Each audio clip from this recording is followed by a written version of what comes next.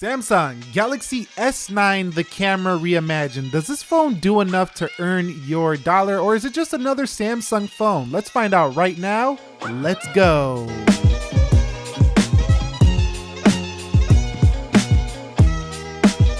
So what is up, guys? Nick here, Galaxy S9. Let's begin with the key specs that matter. 5.8-inch 2K Super AMOLED display, 12 megapixel 4K variable aperture camera, a Snapdragon 845 or Exynos 9810 with 4 gigs of RAM, and a 3000 milliamp hour battery with expandable memory up to 400 gigs.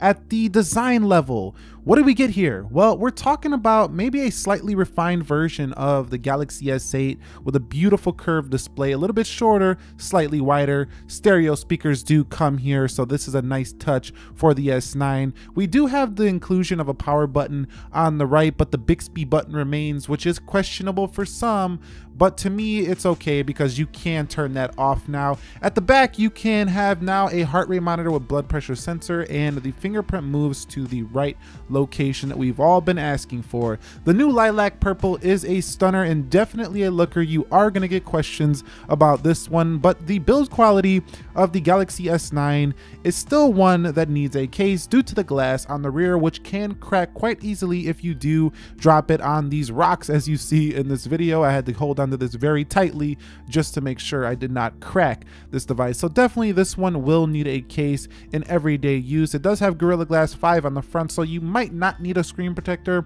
but I still recommend one anyway, especially when you're paying this kind of money for a phone. On the front of the device, you're going to see that beautiful 2K display, and it is brighter than ever before on any Galaxy device and has the highest pixels per inch on pretty much any phone on the market. Great range of brightness, can be easily legible in the sunlight if you do put it on auto brightness, and it gets very dim. It does have a little bit of flicker at the lowest brightness, a common thing of OLED displays. And in display settings, there's plenty of things you can do to really get this display to the level that you will enjoy. It comes with 1080p out of the box. You have to go to screen resolution and put this at WQHD plus if you want the full enjoyment of this display. Under the screen modes, you have the ability to tweak this into AMOLED Cinema, AMOLED Photo, and Basic. This is essentially what Apple's True Tone does, but allows you to, tweak it yourself. And Samsung actually had that feature prior to the True Tone feature on the iPhone. So this is an incredible feature if you do want to get the display right to the point that you like it. And the text on this display is extremely sharp. There's very inky blacks with good contrast with the colors, and the immersive video experience is great. Also, we have multi-window that's actually more feature rich than the one on like a stock Android device. You also have pop-up view, which allows you to put two apps side by side, basically however you want. And you do have the one-handed mode, which allows you to basically use this one-handed, and a cherry on top is the Infinity wallpapers exclusive to the S9. So the S9 has the best display on the market, hands down, for a smaller phone. Now, we do have Android 8.0 Oreo on board with Samsung Experience version 9.0, and while this is Android 8.0 Oreo underneath, what's really on the surface is a Samsung experience. You're not going to see too much of a Google influence here. You're going to see a lot of Samsung features. I mean, look at the notification tray. There's a lot to see there. Going into your settings, well, there's even more to see there, and if you've never used a Samsung phone, there's a lot to learn here, although it's more clean and intuitive as ever, so don't let this scare you off. It's very easy to use this stuff, but there's just a lot that's going on with this device compared to a more simple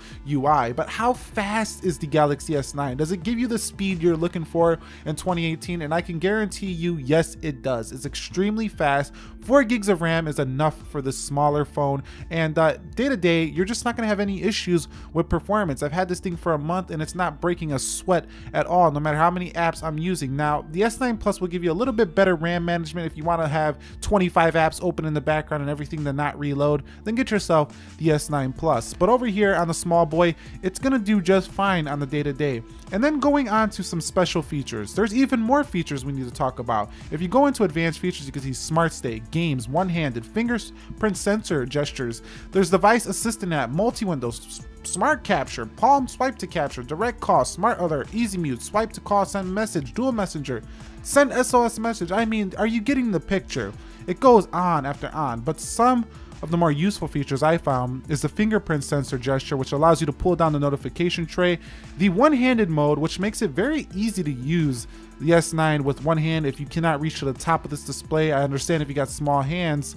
And the double click to open the camera is an amazing feature as well. So those are some of the ones I really like. Now, when it comes to security, Samsung also threw in a bunch of features. You have intelligence scan, which combines the iris and the facial recognition to give you a more, accurate opening of the lock screen. You have secure startup, secure lock settings. You can go ahead and encrypt the SD card. Smart lock, Google Smart Lock is here. Secure folder is even here, where you can store files in the secure folder, which nobody can access but you through biometric security. I mean, this thing is a secure phone with Knox behind the scenes, helping you never get your data stolen. So you do also have some good audio experience here as well. You have a 3.5mm headset jack and stereo speakers on both the bottom and the top. But to really get the most out of this, you have to turn on Dolby Atmos. So go ahead and have a listen for yourself of these speakers. I went this route for more functional durability, and because like if you drop this rear on the Pixel 2 XL, you'll probably just dent it a little bit, but if you drop the rear... Are you getting it? It's definitely a very loud speaker, one of the loudest on any phone. So what about battery life with the S9? Well, I can tell you right now that it's not the best in the planet, but it does give you good power saving modes, mid and max. And to me, this is a day phone. Maybe it might not make it fully through the day, but most of the day, at least till nighttime, you're gonna have to hit the charger, but it's gonna not go 1.5, 2 days like a S9 Plus would. So if you want more battery life, you gotta go to the Plus version. But this thing is definitely gonna get through most people's workday, no problem.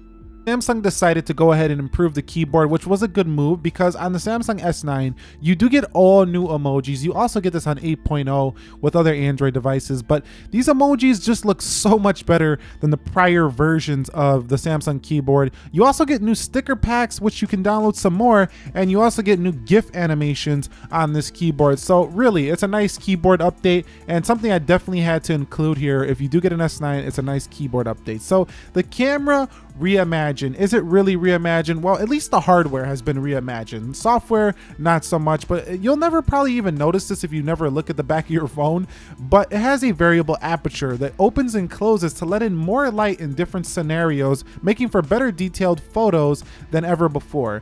Now, shooting with this phone is great because it's a small, nice size and you can shoot with that volume rocker, and it's basically on the level now as a Pixel 2, I think, when it comes to overall photo quality. And you also have great modes that the Pixel 2 doesn't even give you, like pro modes, great food modes. It also gives you even more you can download, and it's very well laid out. You also have a super slow mo that goes up to 960 frames per second, and you have AR emojis if you want to get into that whole, AR emoji and emoji type stuff. And you also have hyperlapse here. On the front, there's also some nice features as well, in addition to Bixby Vision. So this camera, well, again, just like the rest of the phone, it's loaded with features. At least you can get to those features right within the settings of this software. And I think a lot of people are going to enjoy this wide selfie mode that comes on the front of the S9 along with the Bixby Vision, like we just mentioned. But overall, it's a pretty good camera software experience.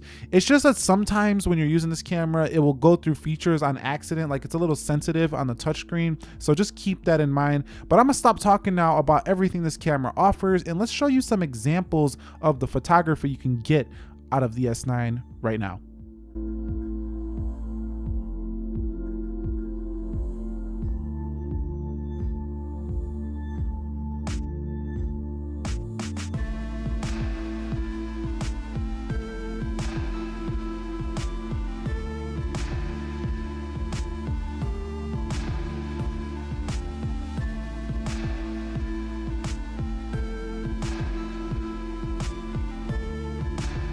So I had to mention phone call quality because the Samsung Galaxy S9 actually impressed me in this area. It has pretty good signal strength and it has an extra volume mode when you're actually in a phone call that makes the phone calling even better. And I never had one dropped call using this phone. So it's an excellent phone for phone call quality if you care at all about that. So the Galaxy S9, is it worth your time? Who's it for? Well, if you want an extraordinary design, while it's not the most innovative anymore because it's been out already for a little bit of time, it's a very easy one-handed phone as they made the phone a little bit shorter and a little bit wider, making it a little bit more grippy. Now, that camera, is it really reimagined? Well, the hardware is definitely reimagined, but the software is just slightly tweaked. It is a Samsung Experience version, which is going to give you a ton of features Some might like it, some might hate it, but at least you gotta commend Samsung for giving you a lot of useful things and not a lot of junk like they used to do in the past. Now, the speed and performance is really good. You also get one of the best mobile payment systems on the planet. Headphone jack remains, which is a dying breed on all smartphones, and you have speakers that are very loud. Pretty good battery life that I'm not going to say is the best, but does well. You also have great amount of storage, which you'll never run out, and IP68 helps you to not really worry about the phone getting wet. So the S9 is the total package for most people looking for a standard size smartphone. If you found this video helpful, enjoyable, do me a favor, click that thumbs up for me, and if you're new here, subscribe for more. Nick here helping you to master your technology. Be sure to be well. I'll catch you on the next one, and peace.